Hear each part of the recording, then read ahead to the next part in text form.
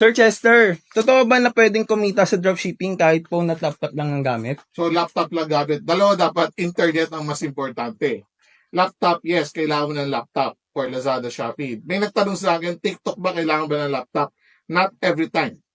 Okay? Kasi cellphone pwede. Kasi ang TikTok naman is live selling at content creation. Sa cellphone, kaya mo mag-edit na using CapCut. Very easy. Sa live selling, hindi ka magagamit ng laptop, gagamit ka ng cellphone also to do your live selling.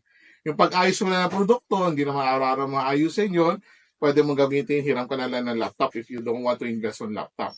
Pero sa Lazada, Shopee, I suggest na meron ka dapat talagang laptop and strong internet. At sa TikTok din, dapat strong internet dahil magla-live ka.